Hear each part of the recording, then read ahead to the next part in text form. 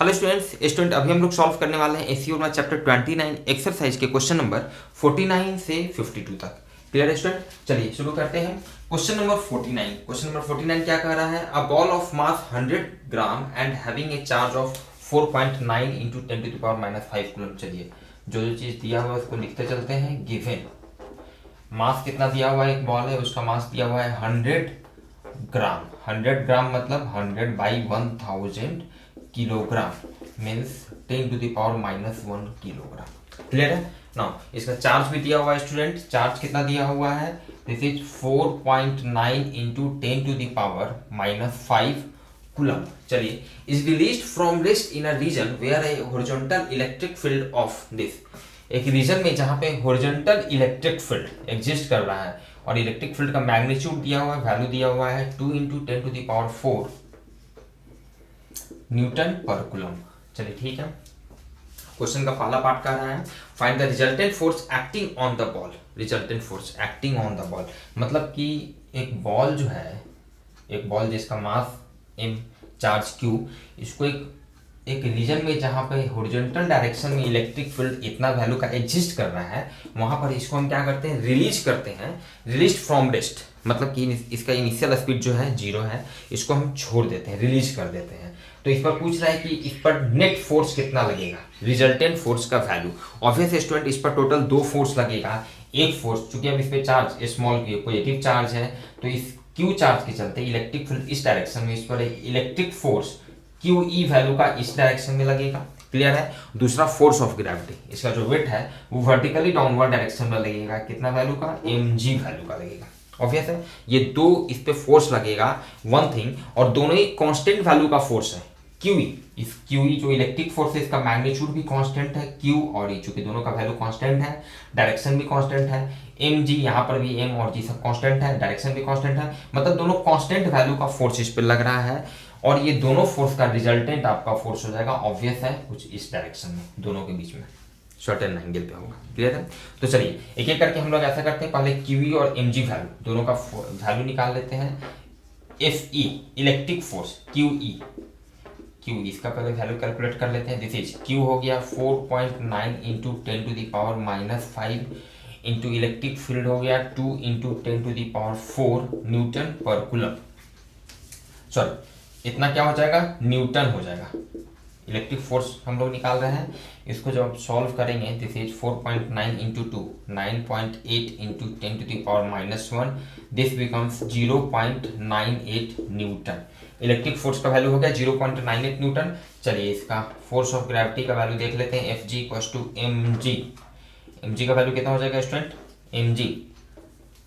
mg आपका हो जाएगा, m का हो गया 10 to the power -1 into g हो गया 9.8, मतलब आप यहाँ पे समझ सकते हैं। अगेन इसका भी वैल्यू आएगा 10 टू द पावर -1 मतलब डिवाइडेड बाई 10 हो जाएगा। This becomes 0.98 Newton. मतलब स्टूडेंट यहाँ पर इलेक्ट्रिक फोर्स और ग्रेविटेशनल फोर्स दोनों का वैल्यू सेम आ रहा है, किसी को आप नेग्लेक्ट नहीं कर सकते हैं, सेम वैल्यू आ रहा है। तो रिजल्टेंट फोर्स, इसलिए रिजल्टेंट फोर्स कितना हो जाएगा? रिजल्टेंट फोर्स जो पूछ रहा है क्वेश्चन का पहला पार्ट ए जो है, ठीक है। अब चूंकि दोनों सेम वैल्यू का फोर्स लग रहा है, दोनों के बीच का एंगल 90 डिग्री है, तो आप डायरेक्ट लिख सकते हैं रूट अंडर क्या हो जाएगा? FE जो आपका इलेक्ट्रिक फोर्स जो है उसका स्क्वायर प्लस जो ग्रेविटेशनल फोर्स है उसका स्क्वायर। ठीक है, क्योंकि दोनों के बीच का एंगल 90 डिग्री, तो cos 90 डिग्री 0। बेसिक तरीके से समझेंगे तो दो वेक्टर P और Q का रिजल्टेंट क्या होता है? Root under P square plus Q square plus 2PQ cos theta. Vector का एकदम बेसिक फॉर्मूला बता रहा है। तो वहां पे cos 90 0 है, तो इसमें हम लोग डायरेक्ट ये यूज कर सकते हैं, रूट अंडर एक का स्क्वायर प्लस दूसरे का स्क्वायर। मतलब कि चूंकि दोनों का मैग्नीट्यूड सेम है, आप डायरेक्ट भी लिख सकते हैं √2 इंटू इतना, या फिर चलिए एक स्टेप और हम लोग देख लेते हैं, दिस इतना, this square plus this square, this becomes 2 into 0.98 का square, this becomes √2 into 0.98 Newton. This become √2 का वैल्यू होगा 1.414 इंटू 0.98 न्यूटन। इसको जब कैलकुलेट करेंगे student 1.414 into 0.98, this becomes 1.39 Newton. Resultant force का वैल्यू इतना होगा और इसका डायरेक्शन क्या होगा, ऑब्वियस है, अलोंग द बाइसेक्टर, जो कि दोनों का मैग्नीट्यूड बराबर है, दोनों फोर्स का मैग्नीट्यूड, तो इसके बाइसेक्टर के अलोंग, या तो आप इसको कहें कि जो रिजल्टेंट फोर्स है इतना वैल्यू का लगेगा इस पे, इस बॉल पे, और along the bisector of electric and gravitational force, या at an angle of 40 degree with electric force, या at an angle of 45 degree from आपका फोर्स ऑफ ग्रेविटी, या at an angle of 45 degree with electric field, या at an angle of 45 degree with acceleration due to gravity g, जैसे भी आप देखिए। Clear है, everything is same. तो ये पहला पार्ट हो गया स्टूडेंट। दूसरा पार्ट क्या कह रहा है, what will be the path of the ball, ball का पाथ क्या होगा, पाथ क्या होगा स्टूडेंट। यहाँ पर कुछ स्टूडेंट को कंफ्यूजन हो जाता है कि जैसे अब इस पे दो फोर्स लग रहा है, तो स्टूडेंट को दिमाग में ये आ जाता है, बी पार्ट हम लोग सॉल्व कर रहे हैं कि भाई अब इस पे दो फोर्स लग रहा है, एक हॉरिजॉन्टल डायरेक्शन में लग रहा है, एक वर्टिकल डायरेक्शन में लग रहा है, तो ये कुछ इस तरह का पैराबोलिक पाथ फॉलो करने लगेगा। क्लियर है, नहीं स्टूडेंट ऐसा नहीं है, समझिएगा, इसका पाथ जो है स्ट्रेट लाइन होगा, स्ट्रेट लाइन, ये स्ट्रेट लाइन पाथ पे मूव करेगा। इनफैक्ट ये जो रिजल्टेंट जो फोर्स है इसके डायरेक्शन में ही ये इस तरह से मूव करते चला जाएगा। क्लियर है, ऑब्वियस है, क्योंकि इस पर एक ही फोर्स लग रहा है, इस पर जो नेट फोर्स लग रहा है जो कि कांस्टेंट वैल्यू का लग रहा है, ये जो रिजल्टेंट फोर्स जो लग रहा है ये कांस्टेंट वैल्यू का फोर्स लग रहा है, एक ही डायरेक्शन में लग रहा है, इस डायरेक्शन में, मतलब फाइनली बॉल पर जो नेट फोर्स है वो 45 डिग्री हॉरिजॉन्टल डायरेक्शन से इस डायरेक्शन में लग रहा है, तो नेट एक्सेलरेशन इस डायरेक्शन में ये मूव करना शुरू करेगा स्ट्रेट लाइन पाथ पे। पैराबोलिक क्यों नहीं होगा, तो कंफ्यूजन इसलिए क्रिएट होता है क्योंकि आप जो पैराबोला में पढ़ते हैं, जो आप लोगों ने पढ़ा क्लास 11th में पैराबोलिक चैप्टर में प्रोजेक्टाइल मोशन में, तो वहां पर क्या होता था कि कोई हॉरिजॉन्टल प्रोजेक्टाइल में जैसे आप किसी बॉडी को इस तरह से प्रोजेक्ट कर दिए, फोर्स आपका एक ही लग रहा है mg नीचे की ओर फोर्स लग रहा है due to acceleration due to gravity g के चलते mg फोर्स लग रहा है, आपने इसे कुछ वेलोसिटी दे दिया, फोर्स एक ही लग रहा है जी। अब ये वेलोसिटी तुरंत जीरो हो नहीं सकता है, mg फोर्स के चलते इस तरह से नीचे आना शुरू होता है और धीरे धीरे इसका ये स्पीड भी कम होते चला जाता है। इनफैक्ट इसका हॉरिजॉन्टल कंपोनेंट तो बराबर ही रहता है, ठीक है, इसका वर्टिकल कंपोनेंट जो है इस तरह से वर्टिकल कंपोनेंट के चलते इस तरह से नीचे आना शुरू करता है, हॉरिजॉन्टल कंपोनेंट रहता है, इस डायरेक्शन में कोई फोर्स नहीं लगता है, ये इस तरह का फाइनली मूव करता है। क्लियर है, या फिर ऑब्लिक प्रोजेक्टाइल में भी आप देख सकते हैं, आप किसी बॉडी को इस तरह से सर्टेन एंगल पे प्रोजेक्ट करते हैं, तो यहाँ भी क्या होता है, एक फोर्स इस पर mg नीचे को वर्टिकली डाउनवर्ड डायरेक्शन में लगता है। ये पैराबोलिक पाथ इसलिए फॉलो करता है क्योंकि अब जब आपने इसे सर्टेन एंगल पर प्रोजेक्ट किया तो इसका हॉरिजॉन्टल और वर्टिकल दोनों कंपोनेंट है, इस कंपोनेंट के चलते क्या होता है, इस कंपोनेंट के चलते, इस फोर्स के चलते इस पर एक्सेलरेशन सिर्फ नीचे की ओर लगता है, सिर्फ नीचे की ओर acceleration g, acceleration due to gravity नीचे की ओर लगता है। हॉरिजॉन्टल डायरेक्शन में कोई एक्सेलरेशन लगता नहीं है, कोई फोर्स लगता नहीं है, इसलिए इसका मोशन जो है दोनों तरफ हो जाता है। हॉरिजॉन्टल डायरेक्शन में भी कांस्टेंट, हॉरिजॉन्टल कंपोनेंट इसका कांस्टेंट रहता है, आगे बढ़ते चला जाता है, और इसका वर्टिकल कंपोनेंट नीचे की ओर धीरे धीरे वो डाउन होते चला जाता है जी, एक्सेलरेशन के चलते। क्लियर है, फाइनली इस तरह का पाथ फॉलो करता है, लेकिन यहाँ पर इस तरह का सिचुएशन नहीं है, कंफ्यूजन नहीं होना चाहिए। इस पर एक ही नेट फोर्स एक लग रहा है और ये जो कि कांस्टेंट वैल्यू का लग रहा है इस डायरेक्शन में, मतलब इस पर कांस्टेंट एक्सेलरेशन इसको इस डायरेक्शन में मिलेगा, ठीक है, रिजल्टेंट फोर्स इतना के चलते कांस्टेंट एक्सेलरेशन जो प्रोड्यूस होगा वो इस डायरेक्शन में फाइनली इस तरह से मूव करता चला जाएगा, मतलब कि पाथ जो होगा स्ट्रेट लाइन पाथ होगा। क्लियर है, चलिए सी पार्ट में पूछ रहा है where will the ball be at the end of 2 second, 2 second के बाद बॉल का क्या पोजीशन होगा, कितने डिस्टेंस पे होगा, where will the ball be. Clear है, तो अब तो बहुत इजी है स्टूडेंट, ये कांस्टेंट एक्सेलरेशन से मूव कर रहा है स्ट्रेट लाइन पाथ पे, तो हम लोग डायरेक्ट s = ut + ½ at², ये सब फॉर्मूला यूज कर सकते हैं। देखते हैं 2 सेकेंड के बाद हमसे पूछ रहा है स्टूडेंट, 2 सेकेंड के बाद इसका पोजीशन क्या होगा। ये जब स्ट्रेट लाइन पाथ में मूव कर रहा है कांस्टेंट एक्सेलरेशन a से, देखिए कांस्टेंट एक्सेलरेशन a, ये जो कांस्टेंट एक्सेलरेशन a जो होगा वो क्या होगा, रिजल्टेंट फोर्स, मान लेते हैं ये जो रिजल्टेंट फोर्स है, अगर इसको हम Fr लिख देते हैं तो Fr divided by its mass, Newton second law के हिसाब से कांस्टेंट एक्सेलरेशन इतना इसको मिल जाएगा यहाँ पे। क्लियर है, जिसके चलते अभी तो शुरू में इसका स्पीड 0 था, हम तो रिलीज कर दिए थे, इसका स्पीड चेंज होने लगेगा, इस डायरेक्शन में मूव करना शुरू करेगा। क्लियर है, रिजल्टेंट फोर्स का वैल्यू हो गया 1.39 divided by its mass 10 to the power minus 1, this becomes 13.9 metre per second square, 13.9 metre per second square. Clear है, इतना एक्सेलरेशन इसको मिलेगा। तो 2 सेकेंड के बाद हमारे पास डायरेक्ट अब ये इक्वेशन हम लोग यूज कर सकते हैं, s = ut + ½ at²। Initial speed इसका 0 था, हम लोग इसको रिलीज किए थे टाइम 2 सेकेंड के बाद, टी का वैल्यू 2.5 इंटू एक्सेलरेशन हो गया 13.9 इंटू 2 का square, this becomes 13.9 into 2 metre, this becomes 27.8 metre, 27.8 metre. Question number 49 clear. 49 इतना डिस्टेंस वो ट्रैवल करेगा ऑब्वियसली स्टार्टिंग पॉइंट से, यहाँ से 27.8 मीटर का ये डिस्टेंस स्ट्रेट लाइन पाथ पे इस तरह से मूव करेगा। क्लियर स्टूडेंट, चलिए ठीक है, मूव करते हैं हम लोग नेक्स्ट क्वेश्चन, क्वेश्चन नंबर 50 की तरफ। और प्लीज जो भी स्टूडेंट चैनल पर नए हैं चैनल को सब्सक्राइब करें, लाइक करें, शेयर करें। देखते हैं हम लोग क्वेश्चन नंबर 50।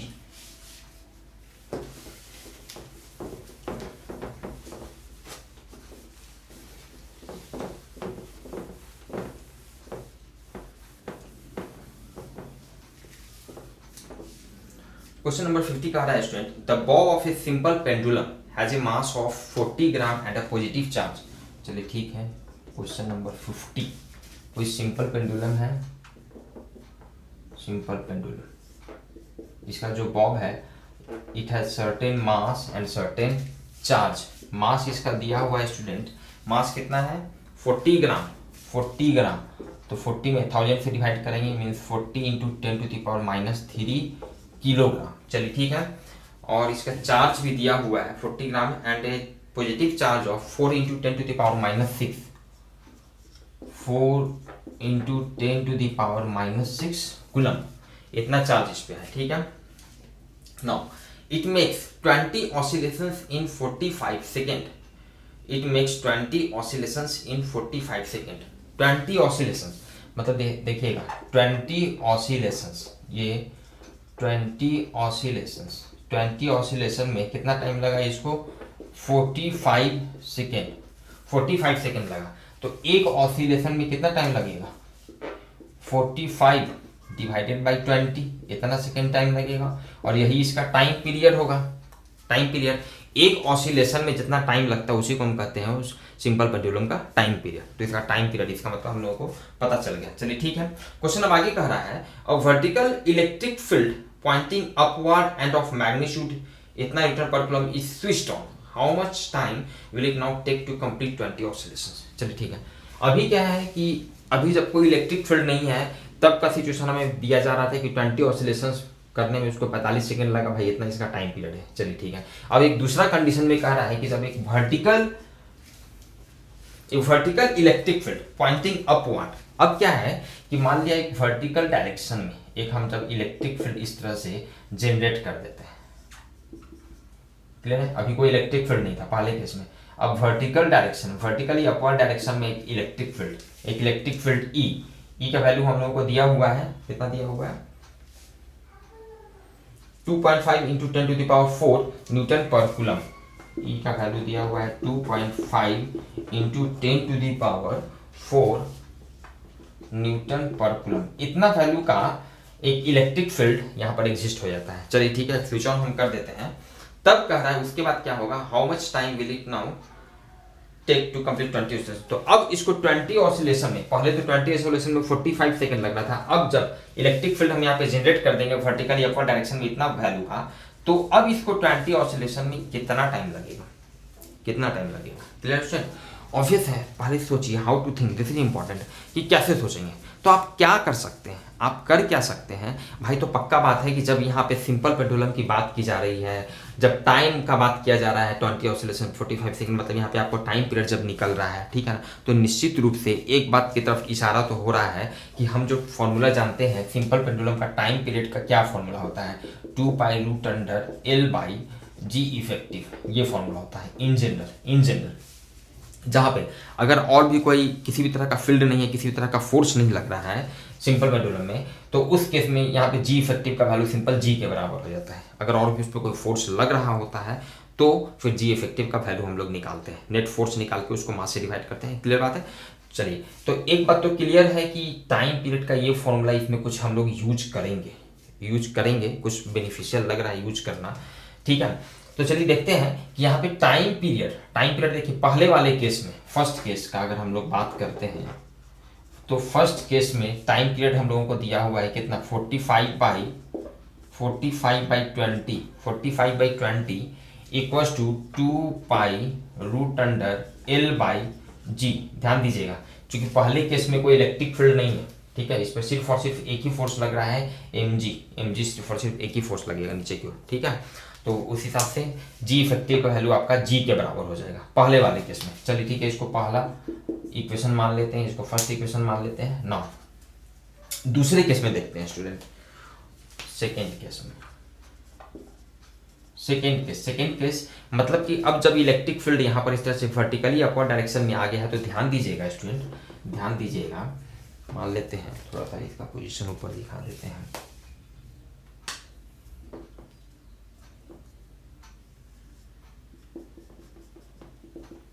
ठीक, तो अब क्या है, इस पर दो फोर्स लगेगा। एक फोर्स तो इस पर नीचे की ओर mg लग ही रहा था, ये तो पहले भी लग रहा था, इस केस में भी लग रहा था, ठीक है। अब इस पर एक फोर्स ऊपर की ओर भी लगने लगेगा, एक फोर्स ऊपर की ओर भी लगने लगेगा, QE वैल्यू का फोर्स लगने लगेगा। ध्यान दीजिए स्टूडेंट, यहाँ पर क्या है कि अभी जो हम कह रहे हैं कि 20 ऑसिलेशन कर रहा है, ये ऑसिलेशन ऐसा नहीं कि वर्टिकल पोजीशन में इस तरह से ऑसिलेट कर रहा है, ऑसिलेट कर रहा है, तो इस पर इनफैक्ट एक फोर्स और लगेगा, टेंशन फोर्स। इसके स्ट्रिंग के और भी एक फोर्स और लगेगा, टेंशन फोर्स। लेकिन नॉर्मली हम लोग टेंशन फोर्स को इसीलिए एज्यूम नहीं करते हैं या कंसीडर नहीं करते हैं, क्योंकि क्या होता है कि टेंशन फोर्स हमेशा जो है जिस डायरेक्शन में इसका वेलोसिटी का जो डायरेक्शन होगा हमेशा टेंजेंट की तरफ होगा। जब ये इस तरह से मूव करेगा, इस तरह से ऑसिलेट करेगा, तो वेलोसिटी का डायरेक्शन हमेशा टेंजेंट की तरफ होगा, और जो टेंशन होगा उसका हमेशा डायरेक्शन इसके परपेंडिकुलर डायरेक्शन में होगा, हमेशा परपेंडिकुलर डायरेक्शन में। रेडियस इसके रेडियस के अलॉन्ग हो जाएगा, और टेंजेंट के डायरेक्शन में आपका वेलोसिटी होगा। मतलब कि टेंशन का कोई कंट्रीब्यूशन होगा ही नहीं। क्लियर बात हो चुकी है, हमेशा ये परपेंडिकुलर डायरेक्शन में लगेगा, इसीलिए हम लोग टेंशन को कंसीडर नहीं करते हैं, वन थिंग। सेकेंड थिंग, ये ऑसिलेट इस तरह से कर रहा है, लेकिन फाइनली इस पर हमेशा नेट फोर्स, एक टेंशन के अलावा बस एक ही फोर्स ये लग रहा है, वर्टिकली डाउनवर्ड डायरेक्शन में mg लग रहा है। अभी इस केस में क्या हो रहा है, यहाँ भी इस केस में जब इस तरह से ऑसिलेट करेगा ये इलेक्ट्रिक फील्ड को स्विच ऑन करने के बाद भी, तो भी हमेशा इलेक्ट्रिक फोर्स हमेशा इस पर QE वैल्यू का, कांस्टेंट वैल्यू का ऊपर ही की ओर लगेगा, ये किसी भी पोजीशन में रहे, और mg हमेशा वर्टिकली डाउनवर्ड डायरेक्शन में ही लगेगा। टेंशन का तो कोई कंट्रीब्यूशन होगा ही नहीं। तो मतलब इस केस में, सेकेंड केस में ध्यान दीजिएगा, इस पर नेट जो फोर्स हो जाएगा, वन थिंग, अब net force QE minus mg होगा या mg माइनस QE होगा, या तो QE माइनस mg करेंगे या mg माइनस QE। तो यहाँ पर स्टूडेंट अगर QE का वैल्यू mg से बड़ा हो जाएगा, तो ये क्या है कि ये स्लैक कर जाएगा, मतलब टेंशन जीरो हो जाएगा, मतलब ये ऑसिलेट करेगा ही नहीं, ये ऑसिलेट नहीं करेगा। क्लियर बात है, मतलब कि हमेशा mg का वैल्यू जो है QE से बड़ा होना चाहिए, mg का वैल्यू QE से बड़ा होना चाहिए। क्लियर बात है, मतलब कि नेट फोर्स जो हो जाएगा, this will become mg minus QE। तो यहाँ से इसलिए G इफेक्टिव का वैल्यू हम लोग कैसे निकाल लेंगे, F net divided by small m, this will become, इसमें हम mg minus QE divided by small m, this will become G minus QE divided by m। Clear student. तो अब सेकेंड केस के लिए मतलब इस केस में अगर हम टाइम पीरियड लिखना चाहें, तो टाइम पीरियड मान लेते हैं, इस केस में इसका टाइम पीरियड है t।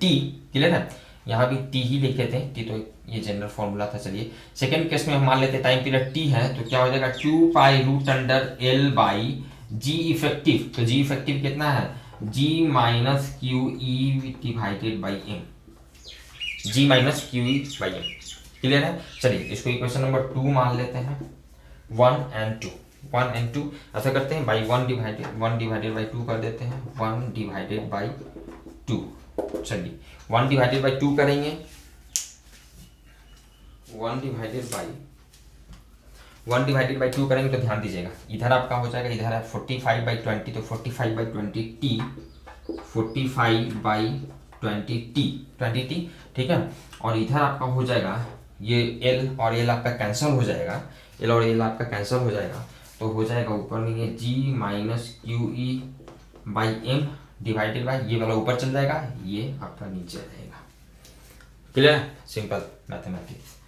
नाउ यहाँ पे स्टूडेंट इसको देखिए, इसको फर्दर हम लोग लिख सकते हैं, ये जी में इस जी से माइनस इतना भाई इतना करेंगे तो 1 minus q e by m g, 1 minus q e by m जी।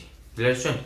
अब यहाँ से देखिए 45 by 20 t equals to root under 1 minus, अब इसका वैल्यू हम लोगों को कैलकुलेट करना होगा स्टूडेंट, क्यू ई और m g, q e by m g. ऐसा करते हैं स्टूडेंट, क्वेश्चन नंबर 49 हम लोग सॉल्व कर चुके हैं। क्वेश्चन नंबर 49 तो हम लोग इसको यहाँ से हटा देते हैं। 49 हम लोग सॉल्व कर चुके हैं, जिसको आप उतार चुके हैं।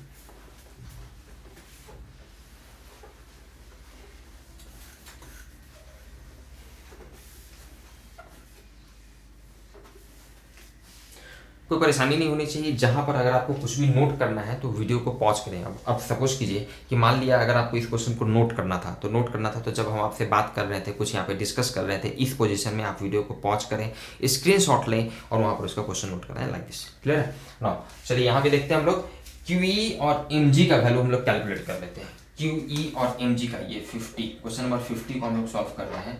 क्यूई का वैल्यू स्टूडेंट क्या होगा, क्यू का वैल्यू कितना, 4 into 10 to the power minus 6, 4 into 10 to the power minus 6 into q. E electric field कितना है, 2.5 into 10 to the power 4, 2.5 into 10 to the power 4, ये हो जाएगा 2.5 इंटू 4, 10 हो गया, into 10 to the power minus 2 means 10 to the power minus 1 newton, 10 to the power minus 1 newton. Clear है। और m जी student कितना हो जाएगा, एम जी मास है 40 into 10 to the power minus 3 into g. ऐसा करते हैं, जी का वैल्यू 10 ही ले लेते हैं जस्ट फॉर कन्वीनियंस, जी कोई दिक्कत नहीं है 10 लेने में। तो चलिए ये आपका हो जाएगा 40 into 10 to the power minus 2 means 40 into, चलिए इतना रहने देते हैं फिलहाल, अभी इतना आपका न्यूटन हो गया। क्लियर है ना। तो यहाँ पे हम लोग वैल्यू पुट कर देते हैं q e by m g, इसलिए चलिए ऐसा करते हैं q e by m g, यहीं पे कैलकुलेट कर लेते हैं। क्यू ई आपका हो गया 10 to the power minus 1, m g हो गया 40 into 10 to the power minus 2, ये आपका हो गया 10 टू दी पावर माइनस 2 ऊपर गया 10 बाई 40 मतलब 1/4, 1/4। Clear student. मतलब ये q e by m g का वैल्यू यहाँ पे हम लोग पुट कर देते हैं 1/4, जो कि यहाँ पे हम लोग कैलकुलेट कर लिए हैं। Now this becomes √3/4, this becomes √3/2। इसीलिए यहाँ से टेंशन का स्टूडेंट वैल्यू हम लोग निकाल लेंगे। टेंशन आपका क्या हो जाएगा, 45 into 2, 45 into 2 divided by 20√3, this becomes 90 by 20√3 means 3√3/2 इतना सेकेंड आपका आया स्टूडेंट, इतना सेकेंड आया। ठीक है, मतलब टाइम पीरियड इसका इतना सेकेंड निकला। कहने का मतलब है कि एक ऑसिलेशन में, वन ऑसिलेशन में इसको इतना टाइम लग रहा है। क्वेश्चन हमसे पूछ रहा था 20 ऑसिलेशन में कितना टाइम लगेगा। वन ऑसिलेशन में इतना टाइम लगा, इसलिए 20 ऑसिलेशन में। सो वन ऑसिलेशन में कितना टाइम लगा, 3√3/2, इसलिए 20 ऑसिलेशन से यही हम लोगों को निकालना था। तो 3√3/2 इंटू 20 मतलब 10 मतलब 30√3 मीन्स 30 इंटू 1.7 लगभग चलिए लगभग आपका ये 51 second, this will be answer 51 second. Clear student. Question number 50 हम लोग देख रहे हैं 52 सेकेंड। ओके ठीक है, 52 सेकेंड आंसर है, आप समझ सकते हैं। जी का वैल्यू हम लोग अप्रॉक्सीमेटली 10 लिए हैं, एक वो भी रीजन है। 1.732 करेंगे तो और भी इसका वैल्यू थोड़ा बढ़ेगा, लाइक दिस। ठीक है, चलिए मूव करते हैं हम लोग क्वेश्चन नंबर 51 की तरफ। क्वेश्चन नंबर 51,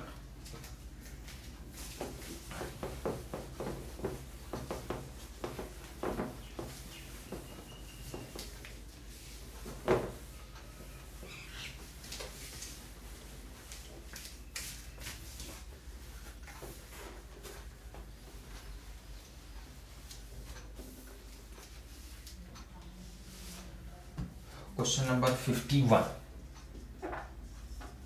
क्वेश्चन नंबर 51 कह रहा है student, a block of mass small m and having a charge small q is placed on a smooth horizontal table and is connected to a wall through an unstressed spring of a spring constant k as shown in the figure। यहाँ पे figure बना हुआ है, एक block है जिसका mass small m है, charge small q है, एक स्प्रिंग के साथ जो कि अभी नेचुरल पोजीशन में है, अनस्ट्रेस्ड पोजीशन में है, क्लियर है, जिसका स्प्रिंग कांस्टेंट k है, उसके साथ ये कनेक्टेड है, क्लियर है। Now a horizontal electric field E, एक horizontal electric field E parallel to the spring is switched on. अब एक हॉरिजॉन्टल इलेक्ट्रिक फील्ड यहाँ पे स्विच ऑन कर दिया गया, जनरेट कर दिया गया, तो हमसे पूछ रहा है find the amplitude of the resulting SHM of the block, resulting SHM of the block, resulting SHM of the block. चलिए अब ये SHM कैसे करेगा, थोड़ा सा इस चीज को हम लोग समझ लेते हैं स्टूडेंट, इसका फेनोमेना एग्जैक्टली होगा क्या, एग्जैक्टली क्या होगा इस चीज को थोड़ा सा देखते हैं, वेरी इंटरेस्टिंग। इसका मास m है, चार्ज q है, चलिए ठीक है। अभी स्टार्टिंग में स्टूडेंट क्या होगा, स्टार्टिंग में अभी स्प्रिंग जो है अनस्ट्रेस्ड पोजीशन में है, अनस्ट्रेस्ड पोजीशन में है, तो स्प्रिंग जो है इस पर कोई फोर्स नहीं लगाएगा। स्प्रिंग जो फोर्स होता है, स्प्रिंग फोर्स याद कीजिए, एफ से भी इसको नॉर्मली हम लोग डिनोट करते थे, क्लास 11 में पढ़े होंगे, और इसको हम लोग कैलकुलेट करते हैं के एक्स, ये जनरल फॉर्मूला होता है जहाँ पे एक्स क्या होता है, इलोंगेशन या डिफॉर्मेशन।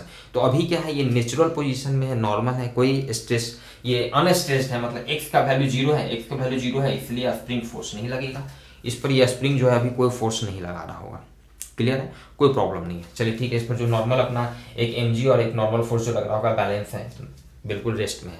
अभी अचानक हम क्या किए कि अब यहाँ पर एक इलेक्ट्रिक फील्ड इस तरह से ई वैल्यू का एक इलेक्ट्रिक फील्ड यहाँ पर हम स्विच ऑन कर दिए, जनरेट कर दिए। तो अब चूंकि क्या है, इस ब्लॉक के पास चार्ज भी है, स्मॉल q पॉजिटिव चार्ज है, तो इस चार्ज भी है और इलेक्ट्रिक फील्ड यहाँ पर जनरेट हो गया, तो जिसके चलते क्या होगा, अब इस पर एक इलेक्ट्रिक फोर्स लगने लगेगा, QE वैल्यू का एक इलेक्ट्रिक फोर्स इस पर इस डायरेक्शन में लगने लगेगा, इस डायरेक्शन में लगने लगेगा, ऑब्वियस है, जिसके चलते क्या होगा, अब चूंकि इस पर फोर्स लगने लगा, इस डायरेक्शन में इसको एक नेट एक्सेलरेशन मिल गया, जिसके चलते ये आगे बढ़ना शुरू करेगा, ये ब्लॉक आगे बढ़ना शुरू करेगा, क्लियर है ना। अब ये जैसे ही आगे बढ़ना शुरू करेगा, जैसे ही आगे बढ़ना शुरू करेगा, ध्यान दीजिएगा, जैसे ही आगे बढ़ना ये शुरू करेगा तो क्या होगा, इसमें स्ट्रेस्ड, अब ये स्प्रिंग जो है इलोंगेट होना शुरू करेगा, अब स्प्रिंग तो खिंचाना शुरू करेगा, स्प्रिंग में जैसे ही इलोंगेशन प्रोड्यूस हुआ तुरंत स्प्रिंग फोर्स जो है एक्टिव हो जाएगा, स्प्रिंग फोर्स जो है, ये स्प्रिंग जो है इस पर फोर्स लगाना शुरू कर देगा, रेजिस्टिव वैल्यू का अपोजिट डायरेक्शन में इस पे स्प्रिंग जो है फोर्स लगाने लगेगा। एक कांस्टेंट वैल्यू का इलेक्ट्रिक फोर्स तो इस डायरेक्शन में लग ही रहा था, अब इस पर जैसे ही आगे बढ़ेगा स्प्रिंग फोर्स जो है इस डायरेक्शन में लगने लगेगा, के एक्स वैल्यू का, ध्यान दीजिएगा, जैसे ही आगे बढ़ना शुरू होगा, क्लियर है। नतीजा क्या होगा, चूंकि अब क्या है कि इस पे QE वैल्यू के चलते इसको एक्सेलरेशन मिल गया, ये आगे बढ़ना शुरू हुआ, ये आगे बढ़ना शुरू हुआ, लेकिन kx एक अपोजिट डायरेक्शन में इस पर फोर्स लगने लगेगा, ये आगे बढ़ते जाएगा और जैसे जैसे ये आगे बढ़ेगा, ये जैसे जैसे आगे बढ़ेगा, ध्यान दीजिएगा, QE का तो वैल्यू कांस्टेंट है, QE इलेक्ट्रिक फोर्स जो है वो तो कांस्टेंट वैल्यू का ही लग रहा है, लेकिन ये जो स्प्रिंग फोर्स जो है इसका वैल्यू भी बढ़ते जाएगा अपोजिट डायरेक्शन में, अपोजिट डायरेक्शन में इलेक्ट्रिक या स्प्रिंग फोर्स का वैल्यू बढ़ते जाएगा। क्यों बढ़ते जाएगा, क्योंकि इलोंगेशन बढ़ रहा है, एक्स का वैल्यू बढ़ रहा है, जिसके चलते स्प्रिंग फोर्स बढ़ रहा है, स्प्रिंग फोर्स बढ़ रहा है। एक टाइम आएगा जब स्प्रिंग फोर्स का वैल्यू जो है, शुरू में तो स्प्रिंग फोर्स आपका इलेक्ट्रिक फोर्स के बराबर नहीं था, इलेक्ट्रिक फोर्स तो मान लीजिए कि मान लिया 5 न्यूटन का इलेक्ट्रिक फोर्स लगा, अचानक इस पे 5 न्यूटन का फोर्स लगने लगा, इलेक्ट्रिक फील्ड हम क्रिएट किए तो इलेक्ट्रिक फोर्स अचानक 5 न्यूटन का लगने लगा, ये स्प्रिंग फोर्स तो जीरो था, अब उस 5 न्यूटन फोर्स के चलते एक्सेलरेशन हुआ, आगे बढ़ना शुरू हुआ,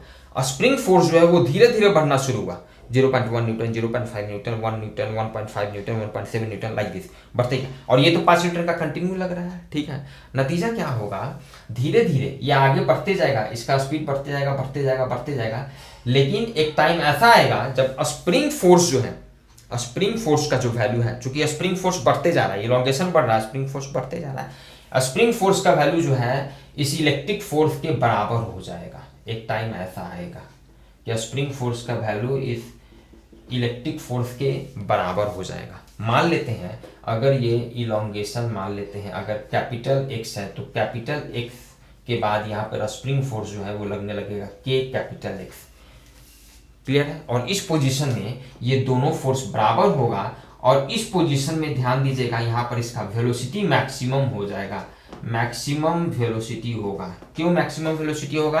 क्योंकि अब तक क्या था, ये इस कंटिन्यू एक्सेलरेटेड मोशन में जा रहा था, इस पर नेट फोर्स अभी भी इसी डायरेक्शन में लग रहा था, इसका वेलोसिटी बढ़ते जा रहा था। हाँ, ये हुआ कि जैसे ही इस अपोजिट डायरेक्शन में फोर्स लगा तो वेलोसिटी के बढ़ने का रेट कम हो गया, लेकिन वेलोसिटी बढ़ ही रहा था।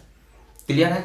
यहाँ पे जाके इसका वेलोसिटी मैक्सिमम होगा। इसके आगे क्या होगा, अब यहाँ से जैसे ही आगे बढ़ेगा, तो ध्यान दीजिएगा, स्प्रिंग फोर्स का तो वैल्यू बढ़ते जा रहा है, स्प्रिंग फोर्स का तो वैल्यू बढ़ते जा रहा है। यहाँ पर तो ये स्प्रिंग फोर्स आके इसको बैलेंस कर दिया, क्यूई के बराबर वैल्यू तो यहाँ पर अटेन कर लिया। अब इसके आगे क्या होगा कि स्प्रिंग फोर्स का वैल्यू ज्यादा हो जाएगा, इलेक्ट्रिक फोर्स से ज्यादा हो जाएगा। यहाँ पर आते आते चूंकि इसको सर्टेन वेलोसिटी हो गया था, इसके चलते आगे ऐसे बढ़ते चला जाएगा, लेकिन अब यहाँ के बाद ये रिटार्डेड मोशन में जाएगा, क्योंकि अब इस पर नेट फोर्स जो है अपोजिट डायरेक्शन में लगने लगा। चूंकि अब इस पर ये स्प्रिंग फोर्स जो अपोजिट डायरेक्शन में लग रहा है उसका वैल्यू ज्यादा हो चुका है इलेक्ट्रिक फोर्स से, मतलब इसके बाद ये यहाँ से रिटार्डेड मोशन में जाएगा, इसका स्पीड धीरे धीरे घटते जाएगा और एक टाइम आएगा जब इसका स्पीड जो है जीरो हो जाएगा, क्लियर है? ध्यान दीजिएगा, इस पीरियड में स्प्रिंग फोर्स का वैल्यू जो है इलेक्ट्रिक फोर्स के वैल्यू से कम रहा। यहाँ पर आकर एग्जैक्टली इस पोजीशन पे आके जब इसका वेलोसिटी मैक्सिमम हो गया और इसी को हम इसका मीन पोजीशन कहते हैं, और यहाँ पर क्या हुआ, दोनों फोर्स का वैल्यू बराबर हो गया। इससे जैसे ही आगे बढ़ा तो स्प्रिंग फोर्स का वैल्यू अब इलेक्ट्रिक फोर्स से बड़ा हो गया, जिसके कारण रिटार्डेड मोशन में गया, इसका स्पीड घटते गया जीरो हो गया। यहाँ के बाद फिर क्या होगा, चूंकि स्प्रिंग फोर्स तो कंटिन्यू इसी डायरेक्शन में लग रहा है और इसका वैल्यू यहाँ पे जाके बढ़ चुका है, ये तो बढ़ते गया, ये फिर इसको इधर खींचना शुरू करेगा, इलेक्ट्रिक फोर्स कंटिन्यू उसी डायरेक्शन में लग रहा है। ठीक है, धीरे धीरे क्या होगा, स्प्रिंग फोर्स का वैल्यू घटते जाएगा, यहाँ पे आके फिर स्प्रिंग फोर्स का वैल्यू जो है इलेक्ट्रिक फोर्स के वैल्यू के बराबर होगा। एंड लाइक दिस ये फिनोमेना चलते रहेगा, इस मीन पोजीशन के अबाउट ये इस तरह से ऑसिलेट करते रहेगा। तो आप समझ सकते हैं एसएचएम को जो क्लास 11 में आप लोगों ने पढ़ा है, तो ये मीन पोजीशन हुआ जहाँ पे दोनों फोर्स आपका बराबर होगा, वेलोसिटी इसका मैक्सिमम होगा, और ये इसका अगर मान लिया एम्पलीट्यूड को कैपिटल एक्स है तो ये आपका ये एम्पलीट्यूड हो गया, ये आपका दोनों एक्सट्रीम पोजीशन हो गया, ये आपका मीन पोजीशन हो गया। ये इसका फेनोमेना रहा। क्लियर है स्टूडेंट? तो फाइनली हमसे पूछ रहा है find the amplitude of the resulting SHM of the block. Amplitude क्या होगा, यहाँ से बहुत आसानी से हम लोग निकाल सकते हैं। जब इसका वेलोसिटी यहाँ पे मैक्सिमम हुआ मीन पोजीशन पे, तो उस समय क्या हुआ, के एक्स, जो कि एक्स यहाँ पर एम्पलीट्यूड है, ये क्यू ई इलेक्ट्रिक फोर्स के बराबर हो गया, इसलिए एक्स जो एम्पलीट्यूड है वो क्या हो जाएगा, क्यू ई डिवाइडेड बाई के। वहां पे नॉर्मली हम लोग एम्पलीट्यूड को कैपिटल ए से डिनोट करते थे एसएचएम में, अब यहाँ भी इसको कैपिटल ए लिख सकते हैं, के like this. Clear? Concept should be clear student? ठीक है, चलिए मिलते हैं। ये हम लोग देखते हैं नेक्स्ट क्वेश्चन, एक और क्वेश्चन देखना है, क्वेश्चन नंबर 52।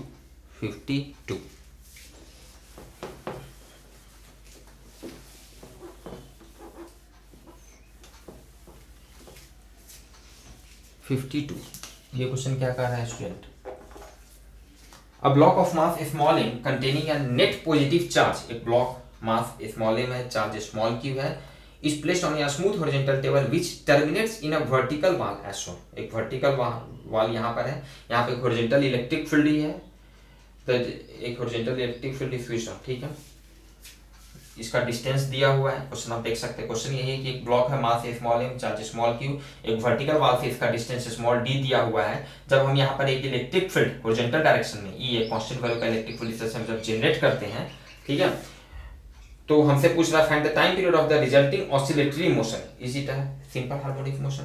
तो यहाँ पर एक ऑसिलेटरी मोशन होगा, उसका टाइम पीरियड हमसे पूछ रहा है, और पूछ रहा है कि क्या ये एसएचएम होगा, सिंपल हार्मोनिक मोशन होगा। देखते हैं स्टूडेंट, चलिए ये आपका मान लेते हैं, ये आपका वर्टिकल वॉल है, ध्यान दीजिएगा। चलिए ठीक है, यहाँ पर इस तरह से ये आपका ब्लॉक है जिसका मास m है, चार्ज q है, d डिस्टेंस पे है, इस वर्टिकल वॉल से डी डिस्टेंस पे है। चलिए यहाँ पर अब क्या है कि जैसे ही अभी क्या है, अभी तो ये रेस्ट में, चलिए कोई प्रॉब्लम नहीं था। जैसे ही इलेक्ट्रिक फील्ड हम यहाँ पे जनरेट करेंगे तो इस पर एक इलेक्ट्रिक फोर्स इसी डायरेक्शन में क्यू ई वैल्यू का इलेक्ट्रिक फोर्स लगने लगेगा, क्यू ई वैल्यू का इलेक्ट्रिक फोर्स लगने लगेगा। इस इलेक्ट्रिक फोर्स क्यू ई के चलते इसमें एक्सेलरेशन प्रोड्यूस होगा, q E divided by small n, Newton second law. Clear है? Q E divided by small n, इतना वैल्यू का एक्सेलरेशन प्रोड्यूस होगा। एक्सेलरेशन मतलब एक्सेलरेशन मीन्स व्हाट? एक्सेलरेशन का काम ही है स्पीड को चेंज कर देना। अभी ये रेस्ट में था, अब इस डायरेक्शन में एक्सेलरेशन लगा, इसके स्पीड को बढ़ाना शुरू कर देगा, स्पीड को चेंज कर देगा, जिसके चलते ये इस तरह से बढ़ना शुरू कर देगा। फोर्स कांस्टेंट वैल्यू का लग रहा है क्यू ई, क्यू भी कांस्टेंट है, ई भी कांस्टेंट है, कांस्टेंट वैल्यू का फोर्स लग रहा है, एक्सेलरेशन कांस्टेंट है, ये आगे बढ़ता चला जाएगा, स्पीड इसका बढ़ता चला जाएगा, बढ़ता चला जाएगा, बढ़ते बढ़ते फाइनली इस तरह से ये ब्लॉक जो है क्या करेगा, सपोज कीजिए यहाँ पर इस तरह से ये ब्लॉक पहुंच चुका है और ये फाइनली इस तरह से वॉल को हिट करेगा, सर्टेन स्पीड भी से ये हिट करेगा। क्लियर है? क्वेश्चन में ये दे दिया गया है आपको कि जो भी यहाँ पे कोलिजन होता है, देखिए हालांकि यहाँ पे लिखा गया था collision assuming elastic collision if any, अगर इलास्टिक कोलिजन हो, अगर कोलिजन होता है तो ऑब्वियस कोलिजन तो होगा, क्योंकि कंटिन्यू एक्सेलरेशन इस डायरेक्शन में, ये कंटिन्यू एक्सेलरेटेड मोशन में जा रहा है, स्पीड बढ़ते जा रहा है, तो कोलिजन तो होगा ही, आगे वर्टिकल वाला है तो कोलिजन होगा। अब क्वेश्चन में ये कह दिया गया है कि जो कोलिजन होगा वो परफेक्टली इलास्टिक कोलिजन होगा। मतलब जब इलास्टिक कोलिजन होगा तो ये वर्टिकली इस तरह से हिट किया है तो ये निश्चित रूप से सेम स्पीड से ये बैक हो जाएगा, ये बैकवर्ड डायरेक्शन में सेम स्पीड से ये बैक हो जाएगा, ये ब्लॉक आपका बैक हो गया। चलिए ठीक है, तो अब हम लोग को निकालना है टाइम पीरियड, ये ऑसिलेटरी मोशन है कि नहीं, पहले थोड़ा सा ये देख लेते हैं, एसएचएम है कि नहीं ये थोड़ा सा देख लेते हैं।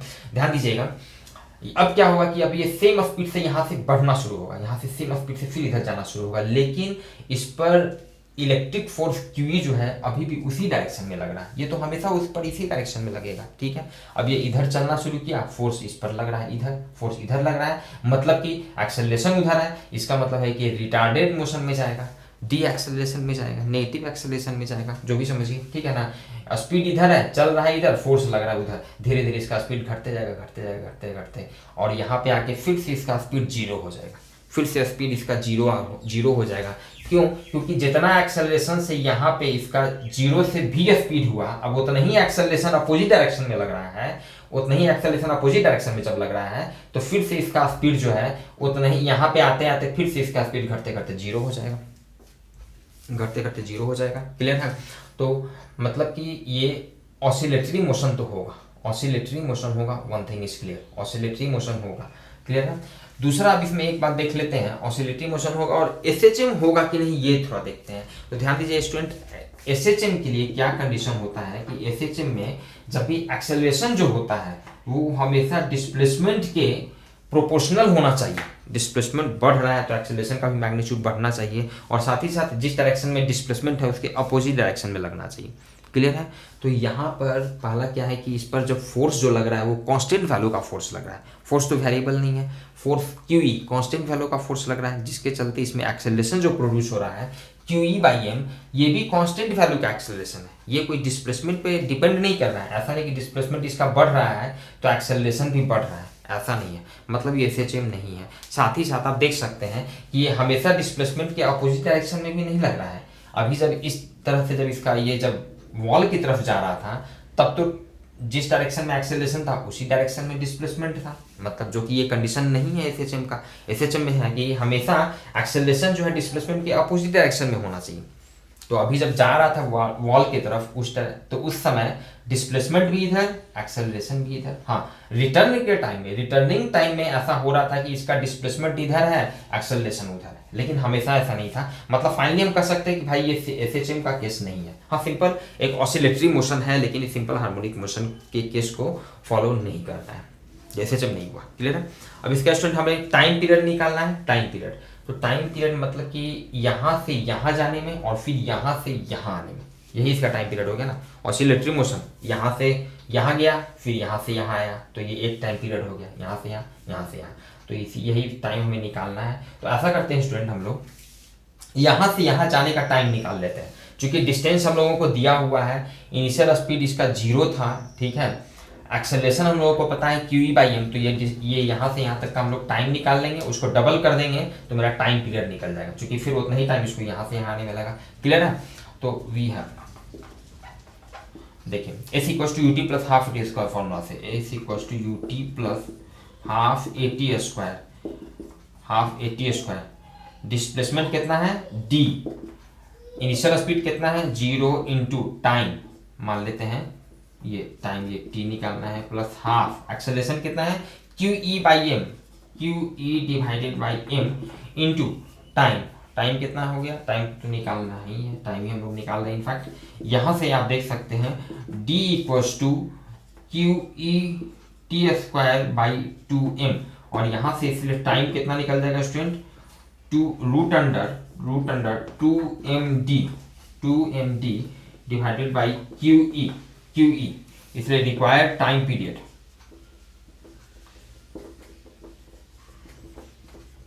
रिक्वायर्ड टाइम पीरियड कितना हो जाएगा 2t। टाइम पीरियड मतलब यहाँ से यहाँ गया, फिर यहाँ से यहाँ आया, तो अभी जो ये t जो वैल्यू हम लोग निकाले वो यहाँ से यहाँ जाने का टाइम निकाले, तो टाइम पीरियड के लिए इसी को डबल कर देंगे, फिर यहाँ से आने में means 2 into root under 2md divided by q e, इसको अंदर में भी ले जाएंगे तो रूट अंडर में लिए कि 8md divided by q E, like this. Question number 52, 8md by q E. Clear student? एक चीज जो छूट गया है यहाँ पे, क्वेश्चन नंबर 51, ये क्वेश्चन नंबर 51 है। यहाँ पर हम लोग जो इसका सॉल्व किए थे student, find the amplitude of the resulting SHM of the block, बहुत ही इजी तरीके से कि भाई मीन पोजीशन पे वहाँ पे मैक्सिमम स्पीड था, तो वहाँ पर हम लोग क्या किए, दोनों फोर्स आपका वैल्यू, दोनों फोर्स का मैग्नीट्यूड बराबर होगा, ये 52 का था, दोनों फोर्स का मैग्नीट्यूड बराबर होगा, उसको इजीली हम लोग इक्वेट कर दिए, और वहां से आपका एम्पलीट्यूड का वैल्यू निकल गया, वहां से एम्पलीट्यूड का वैल्यू निकल गया। इस क्वेश्चन को वर्क एनर्जी थ्योरम से भी हम लोग देखिए बहुत आसानी से सॉल्व कर सकते हैं। 51 का सेकेंड मेथड ये हम बता रहे हैं आपको।